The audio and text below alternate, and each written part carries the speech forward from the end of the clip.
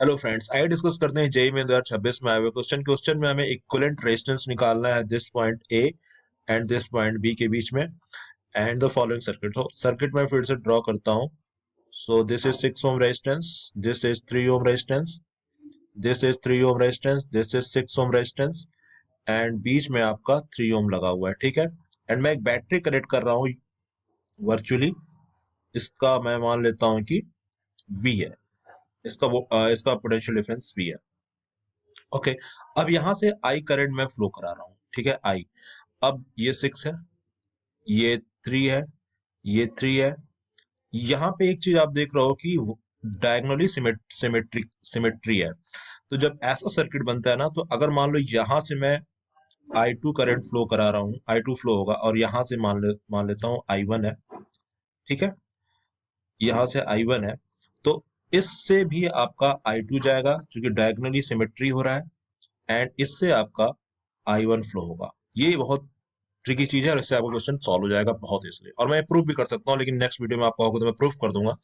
लेकिन अभी आप ऐसे कर सकते हो। जो तो इस 3 ओम जो बीच वाले से आएगा, बीच वाले से जो जो करंट फ्लो होगा वो क्या होगा, I2 माइनस I1। जो 3 ओम जो आपका बीच में रखा हुआ है, इससे आपका I2 minus I1 current flow होगा। अब देखो, बस मैं लूप वन में मैं किरचॉफ लॉ लगाने जा रहा हूँ। ठीक है, और देखो इसमें जैसे आई जो होता है ना, आई जो होगा V अपॉन आर इक्विवेलेंट होता है, जो टोटल करंट फ्लो होगी सर्किट में। अब देखो, मैं इसको बस आई को मैं इस फॉर्म में लाऊंगा, आई को V बाय आर इक्विवेलेंट के फॉर्म में लाऊंगा, फिर आर इक्विवेलेंट को वहां से कंपेयर करके मैं एक्स की वैल्यू निकालूंगा। तो देखो इस लूप में, जो ये वाला लूप है जिसमें I2 ये वाला लूप है, जैसे ये वाला लूप है, अगर मैं ए नाम दूं इसे ए, इसे सी देता हूं, इसे डी देता हूं, तो ए सी डी ई में जब आप आओगे, ए सी डी ई में, ए सी ए सी डी ई और ए में मैं लगा रहा हूं किरचॉफ लॉ। देखो इसमें 6 बह रही है, तो 6 I2 और इस सी से डी में 3 ओम रेजिस्टेंस है, और ये आपका हो जाएगा +3 I2 minus I1 current flow हो रहा है 3 ओम से बीच वाले से, I2 माइनस I1। एंड फिर इसमें आएंगे, तो इसमें -3I1। ये आपको कितना हो जाएगा, ये आपका हो जाएगा, ये हो जाएगा आपका 0 इज इक्वल टू 0। फिर इसको और इक्वेट करते हैं, तो 6 6 I2, ये 9I2 and -6I1 is equal to 0। ये इंपॉर्टेंट इक्वेशन है। ये हो गया, ये इक्वेशन हमारे पास आ गई। ठीक है, ये इक्वेशन हमारे पास आ गई। एंड एक इक्वेशन और है कि आई इज इक्वल टू, ये भी काम में आएगी, आई जंक्शन लॉ से I is equal to I1 plus I2 तो होगा ही, ये आपको तो पता ही है। तो ये 2 इक्वेशन हो गई। अब तीसरा एक और इक्वेशन मैं निकालूंगा, उसका आपका ये क्वेश्चन सॉल्व हो जाएगा। ठीक है,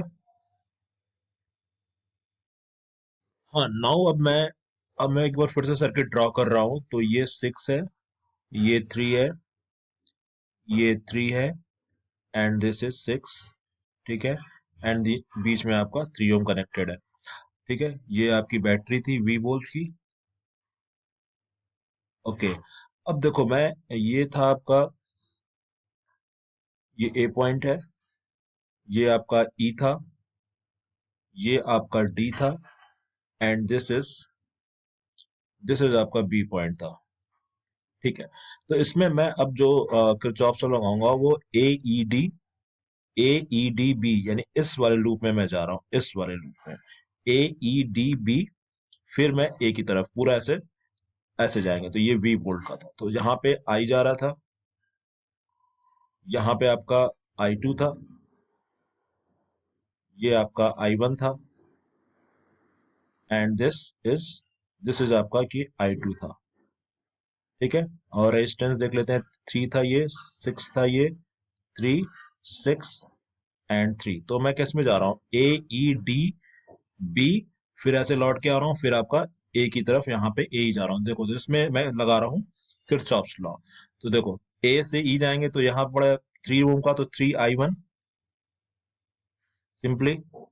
फिर डी से बी जा रहा हूँ, सिंपली 6I2।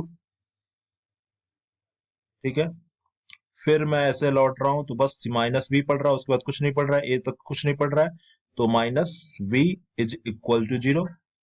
यहां से आपका हो जाएगा 3i1 plus 6i2 is equal to V. ये आपका आ गया तीसरा इक्वेशन। दूसरा मैंने बताया था क्या था, ये आपका आ गया तीसरा इक्वेशन। अब हम क्या करेंगे, यहां से बस i1 और i2 की वैल्यू निकालेंगे एंड फिर वहां से वो हम इक्वेट कर लेंगे। तो देखो यहां से i1 जो है ये इक्वेशन नंबर 1 से i1 जो है आपका ये वाला i1 जो होगा 3/2 i2 हो जाएगा। क्लियर हो गया? i1 जो है वो 3/2 i2 है एंड यहां से मैं i2 निकालूंगा, इक्वेशन नंबर 3 से मैं i2 निकालूंगा। तो 3i2 क्या है, जो 3i1 plus 6i2 is equal to V है। ठीक है, एंड देन आप क्या यहाँ क्या करो, यहाँ पे i1 की जगह i2 रख दोगे तो ये कितना हो जाएगा, i1 की जगह मैं i1 की जगह 3/2 i2 रखता हूँ, i1 की जगह 3/2 i2 रखता हूँ, तो ये आपका कितना हो जाएगा 9/2 i2, 9/2 i2 plus 6i2 is equal to V. ठीक है, अब यहां से आप जो i2 कैलकुलेट करोगे तो 6 i2 जो आएगा आपका, i2 आ जाएगा आपका ये 6 × 12 = 9 = 21, तो आपका 2/21 वी, 2/21 वी आपका ये आपका i2 आ रहा है। i2 आएगा 2/21 वी। ये आपका, अब मैं i1 कैलकुलेट करूंगा, देन i1 प्लस i2 को जोड़ के मैं i निकाल लूंगा। ओके, अब हमने निकाला कि i2 हमने निकाला 2/21 वी।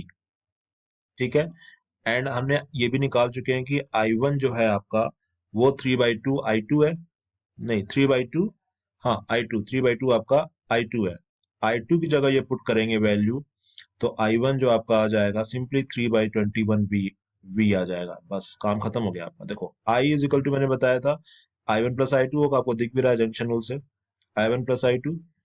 तो जो i की वैल्यू है, जो नेट करंट जो बैटरी से निकलेगी वो आपकी कितनी, i1 प्लस i2 जब आप जोड़ोगे, i1 3/21 और 2/21, तो ये 5/5/21 वी हो जाएगा। ओके, देन मैं आपको बताया था यही कि जो इसको आप ऐसे लिख सकते हो कि i is equal to v/R equivalent. ठीक है, अब R इक्विवेलेंट को, अब देखो यहां से कंपेयर करो तो R इक्विवेलेंट क्या हो जाएगा, 21/5 हो जाएगा। R इक्विवेलेंट कंपेयर करो तो R इक्विवेलेंट जो आपका आएगा वो 21/5 हो जाएगा। ठीक है, तो यहां से आपको जो x की वैल्यू होगी, x की वैल्यू कितनी आ जाएगी, x ये पूछ रहा है x/5, तो x की वैल्यू कितनी हो जाएगी 21। देन x की वैल्यू जो आपका क्वेश्चन में पूछा जा रहा है उसकी वैल्यू 21 आएगी।